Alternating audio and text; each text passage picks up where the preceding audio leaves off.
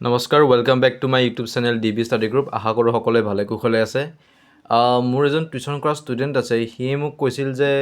সি class 8ৰ হয় তো তাৰ অলপমান ডাউট আছিল ক্লাছ 8ৰ গণিতখনৰ use of identities in determination factors মানে অনুশীলনী 14bৰ যিটো ফেক্টৰাইজেশ্যন উৎপাদক বিশ্লেষণ বুলি যিটো চেপ্টাৰ আছে সেই চেপ্টাৰটোৰ এইকেইটা কুৱেশ্যন 14bৰ 1 নম্বৰৰ কুৱেশ্যনকেইটা তলত দিয়া ৰাশিবিলাক সূত্ৰৰ প্ৰয়োগ কৰি উৎপাদকত প্ৰকাশ কৰা তো কোনবিলাক সূত্ৰ এইবিলাক সূত্ৰ ফাৰ্ষ্ট অফ অল জানিব লাগিব main formula a plus b whole square equal to a square plus 2ab plus b square আৰু a minus b whole square equal to a square minus 2ab plus b square a square minus b square equal to a plus b whole into এটো মাজত মানে এটা into আছে দে a minus b whole and a plus b whole cube equal to a cube plus 3a square b plus 3ab square plus b cube আৰু a minus b whole cube equal to a cube minus 3a square b plus 3ab square minus b cube গতিকে 17 ফেব্ৰুৱাৰীৰ পৰা কিছুমান শংকৰদেৱৰ exam start হ'ব annual exam আৰু সবে মানে ক্লাছ 8ৰ ষ্টুডেণ্টবিলাকে এই চেপ্টাৰটো ভালকৈ স্কুলত বুজি নাপায় যাৰ ফলত সিহঁতে টান পায় গতিকে মই বিচাৰিছোঁ যে মই মোৰ ইউটিউব চেনেলৰ জৰিয়তে যাতে এইখিনি অকণমান সহায় কৰি দিওঁ এই চেপ্টাৰটো যাতে তোমালোকক ভালকৈ বুজাই দিওঁ যাতে তোমালোকে ভালকৈ চেপ্টাৰটো পঢ়ি এক্সামত যাতে লিখিব পাৰা গতিকে তাৰ কাৰণে মই স্কুলৰ কিতাপ 14bৰ আজি মই 6টা কৰাই দিম আৰু নেক্সট ভিডিঅ'ত মই 6টা কৰাই দিম যাতে তোমালোকে পাৰ্ট 1 পাৰ্ট 2 কে মই ভিডিঅ'বিলাক পঠাই দিম যাতে তোমালোকে ভালকৈ বুজি পোৱা ঠিক আছে চেপ্টাৰটোৰ নাম আছে উৎপাদক বিশ্লেষণ যদি কিছুমান যদি CBSE ষ্টুডেণ্ট আছে তেওঁলোকে গমে পাইছে চাগে মই কি টপিকত পঢ়াবলৈ গৈছে চোৱা প্ৰথম কুৱেশ্যনটো কি আছে তলত দিয়া ৰাশিবিলাক সূত্ৰ প্ৰয়োগ কৰি উৎপাদকত প্ৰকাশ কৰা প্ৰথম কুৱেশ্যনটো হৈছে x square plus 12x plus 36 okay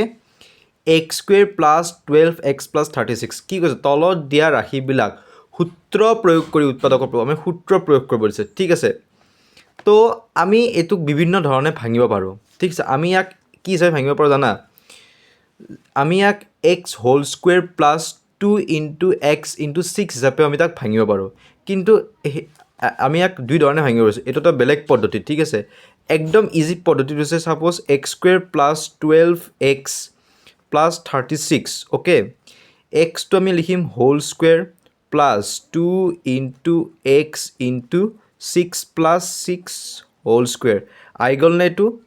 x plus 6 whole square ফৰ্মেটত একদম ইজি প্ৰচেছ ঠিক আছে আৰু যদি অলপ লং প্ৰচেছ আছে এইটো মই দুটা প্ৰচেছ তোমালোকক ভালকৈ শিকাই আছোঁ চোৱা এইটো আমি কি ফৰ্মুলাত ভাঙিলোঁ এই ফৰ্মুলাত ভাঙিলোঁ চোৱা a plus b whole square equal to a square plus 2ab plus b square এইটো কি ফৰ্মত আছে a square plus 2ab plus b square আছে না 2ab মানে দুইটো ইয়াৰ লগত পূৰণ হৈ কিনে তো 12x হৈছে হয় নহয় তো গতিকে এই ফৰ্মটোৰ পৰা যায় যে আমি কি ফৰ্মত লিখিব লাগে a plus b whole square তাৰ মানে x মানে আছে a 6 মানে আছে b তাৰ মানে a plus b whole square ফৰ্মত আমি লিখিব লাগে so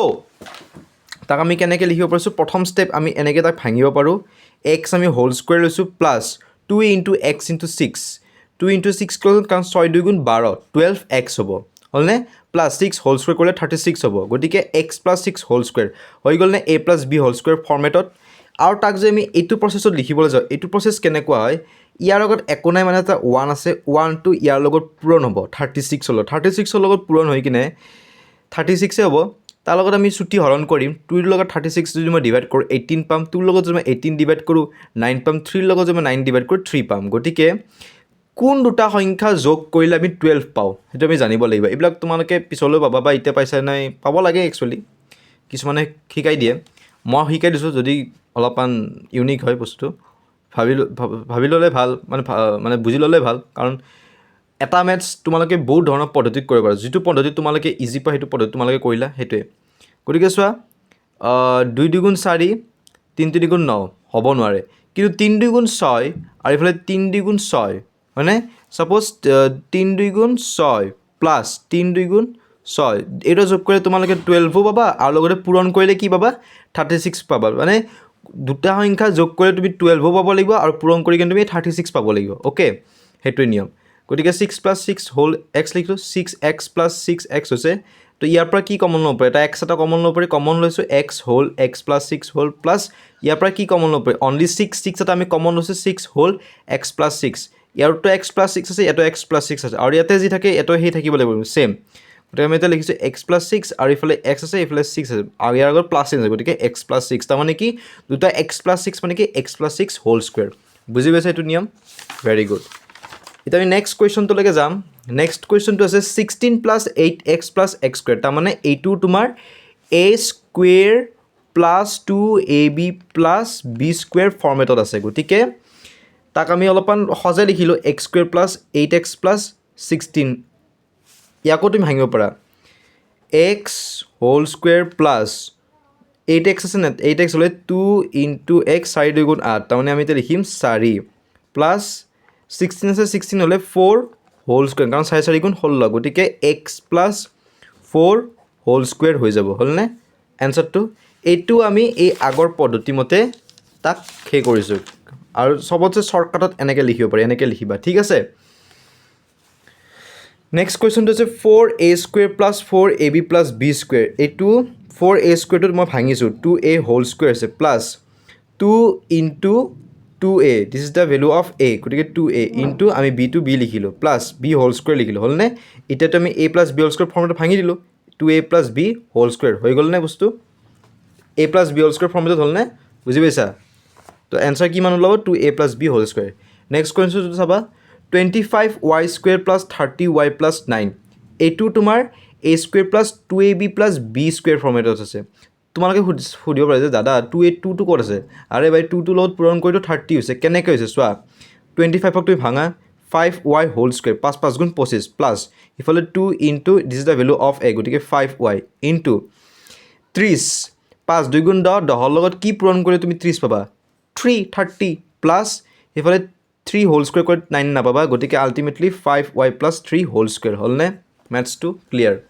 next 16u square plus 24ub plus 9v square অলপ দেখি কিনে ভয় খাইছা ভয় নাখাবা 16 তুমি ভাঙা 4u হোল স্কুৱেৰ 4 4 গুণ 16 প্লাছ ইফালে 2 ইনটু 4u টো পুট কৰিলোঁ ইনটু কি সংখ্যা পূৰণ কৰিলে তুমি 24 পাবা 2 4 গুণ 8 8 3 গুণ 24 গতিকে 3 লিখিছোঁ 3v ইফালে 3v টো হোল স্কুৱেৰ কৰিলে 9v স্কুৱেৰ ওলাব কিন্তু প্লাছ 3v হোল স্কুৱেৰ আহি গ'ল নে a square plus 2ab plus b square ফৰ্মেটত তো ইয়াৰ পৰা মই কি পাম a plus b whole square পাম তো 4u plus 3v whole square তাৰপিছত এই কুৱেশ্যনটো যে আছে এই কুৱেশ্যনটো এইটো অলপ বেলেগত মানে এইটো অলপ কুৱেশ্যন এইটো এফ নম্বৰ কুৱেশ্যনটো অলপ গৰ্বৰ আছে গৰ্বৰ থকাৰ ফলত মানে কি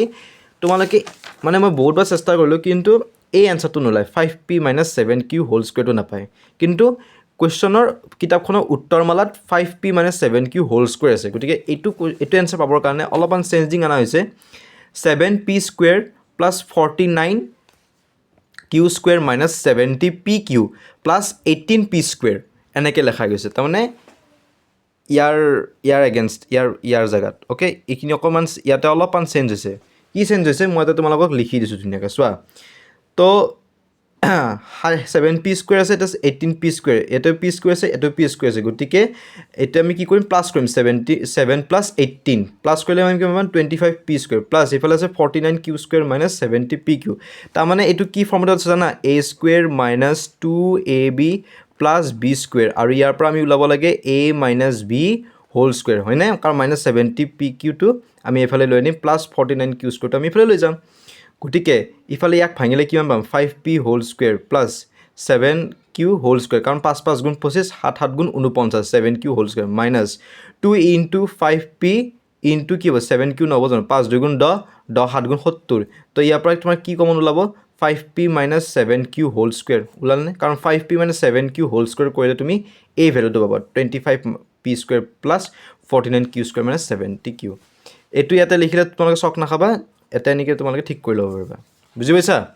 তো আজি বৰ্তমান মই এইকেইটা কৰাই দিলোঁ নেক্সট ভিডিঅ'ত মই এই বাকীকেইটা কৰাই দিম তো ৱেইটিং ফৰ ছেকেণ্ড পাৰ্ট 2 আৰু যদি তোমালোকে যদি কিবা বুজি নোপোৱা প্লিজ কমেণ্ট ছেকশ্যন জনাবা ধন্যবাদ